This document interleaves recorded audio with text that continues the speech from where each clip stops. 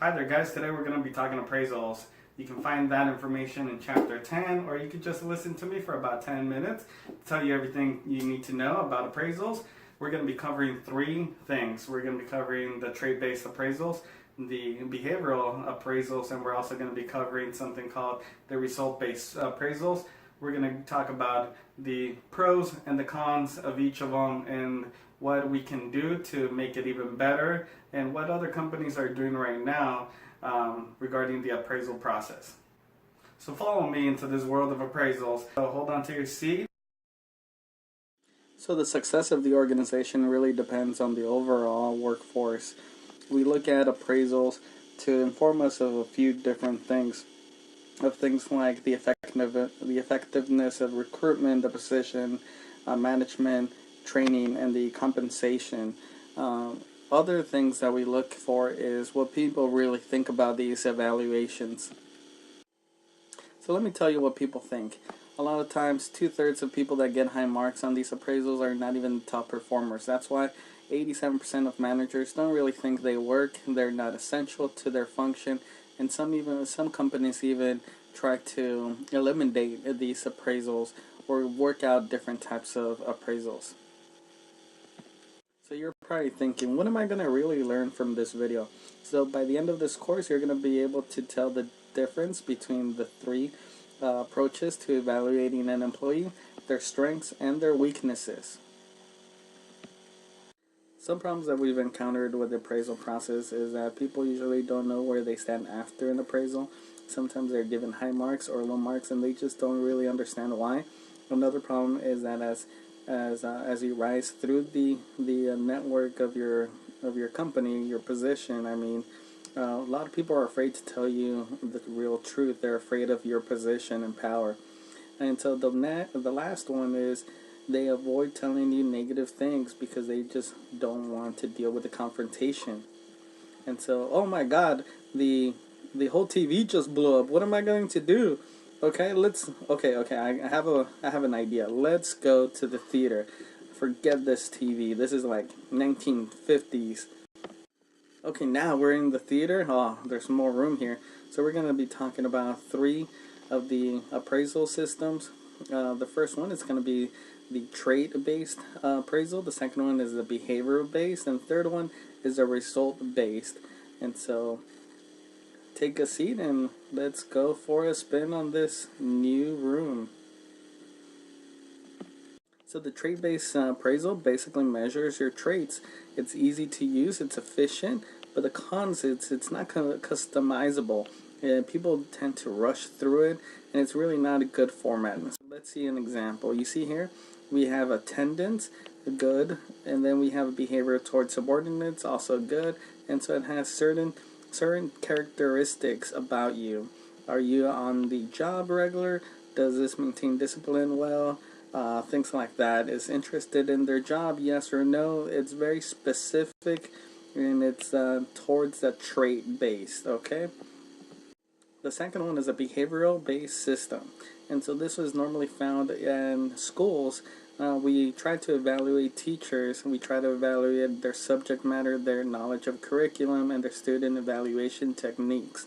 And so this is a good way we do the evaluations. Behavioral assessments are common in groups such as doctors, attorneys, accountants, social workers, medical staff, and even human resources. So the last one is called the results-based approach. It's based on setting realistic objectives. It's measurable through achievable data and ensures an employee striving higher and higher and higher.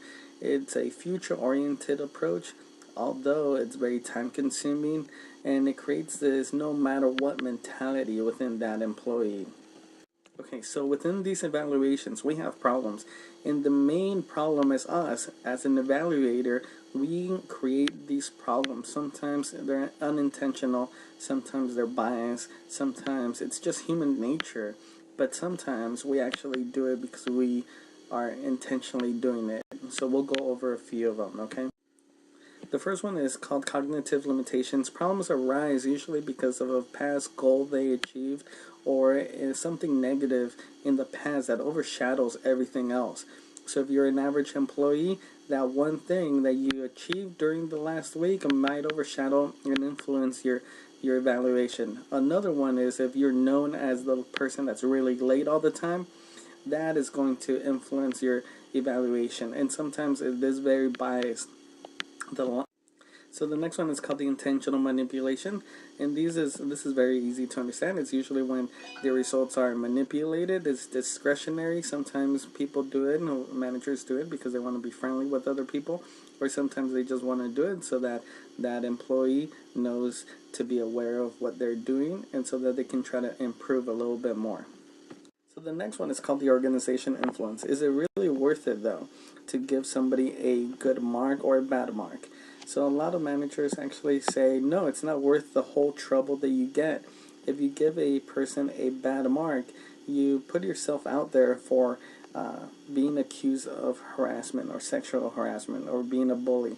So is it really something that you want to do? Should you just put meets everything and then just let that ineffective employee slip by for another year? So the next area is human nature, and so as a human you make biased opinions about everybody. It's called stereotypes. And so a lot of people, a lot of supervisors, instead of making these type of judgments and be held accountable for these judgments, they give everybody A's or they give everybody high marks, kind of like Oprah. Everybody gets an A here. So improving the process, we improve it by having better training for the evaluators, as well as in having an employee engagement approach. And then the administrators need to be accountable. They need to stop asking who hired this person and actually start training and asking how do we help these employees. Disciplinary actions, and the self-discipline, it gives the employee an opportunity to actually be involved in the disciplinary action. It's not for all the companies out there, but it is for some. Mistakes, you need to address the mistakes. It's something you just have to do, and you have to take action when those mistakes happen. And don't look at who hired them. Once again, look at how to fix it. You have to be accountable for each of those mistakes. And that concludes my presentation. Thank you for watching. Thank you for being here. You have a great night.